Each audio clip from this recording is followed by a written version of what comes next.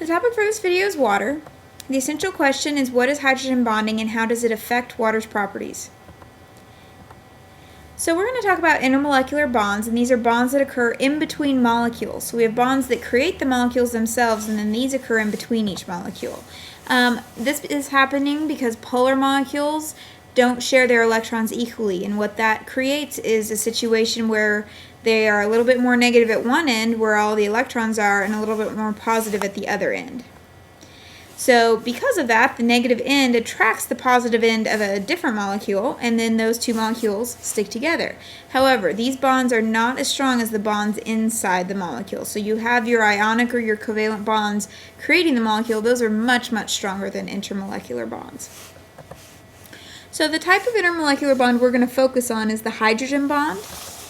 And again, those are attractive forces between the molecules, but this one is specific because it has to have a hydrogen, and then that hydrogen has to interact with a highly electronegative element. So we're going to remember which elements. There's only three, and it's fluorine, oxygen, and nitrogen. So those are your phone elements, okay, and they go with the hydrogen bonds.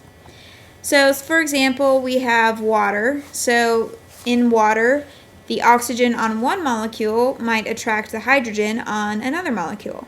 Okay. Same thing with ammonia. The hydrogen on one molecule can attract the nitrogen on a different molecule, and hydrofluoric acid does the same thing. So this animation is showing you that they have positive and negative ends, and since opposites attract, they're finding that and they create a bond. Hydrogen bonds are the strongest of the intermolecular bonds. There are some others, but we're going to focus on this one because it's the strongest, and it does some things. It affects how water interacts with other properties.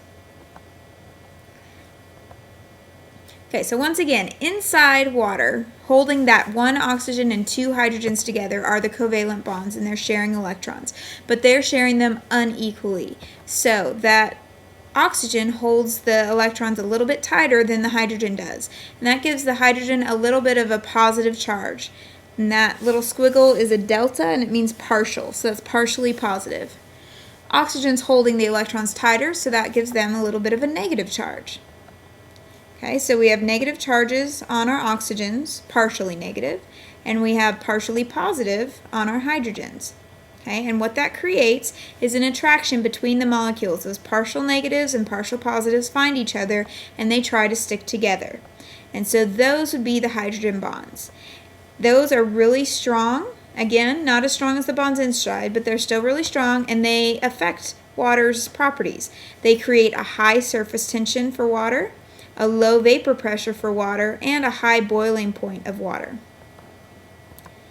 So let's talk about each of those individually. Surface tension is kind of like a skin on the surface of the liquid, which makes it a little bit hard to penetrate, and it's caused by those intermolecular hydrogen bonds. Okay, so this is why like a bug might be able to stand on water because of that surface tension. So water molecules are not attracted to the air around them because they can't make those hydrogen bonds that they can make with the other water molecules. So what they try to do if they're on the surface is they try to kind of bend down as much as possible and get drawn into that water, and that creates kind of that situation. This is also why, like, if you have a drop of water fall on a table, it kind of bubbles up instead of runs around. Okay, the vapor pressure, what that is a measure of a liquid's tendency to evaporate or boil. So vapor pressure will increase if you increase the temperature. Okay, we know that's true. It's going to be more likely to boil, and that's because it's adding heat, which is energy, and so those molecules are more likely to move around and eventually break off and become a gas, enter the gas phase. So the higher a vapor pressure is, it means that it's more likely to boil, and so you don't need as much heat to add to it to make that happen. Vapor pressure is caused by the molecules escaping the surface of a liquid and becoming a gas.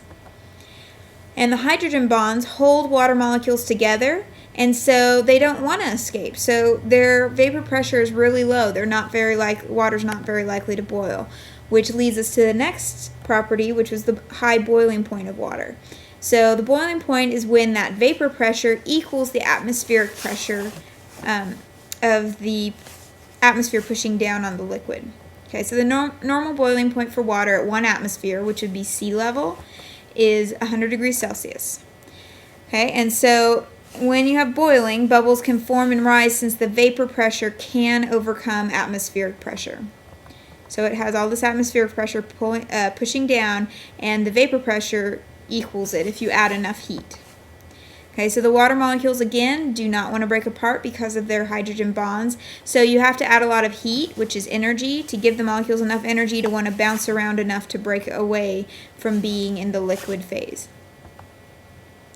Another property that hydrogen bonds allow is ammonia and water to mix, or really any sort of polar molecule that has those electronegative elements attached to it.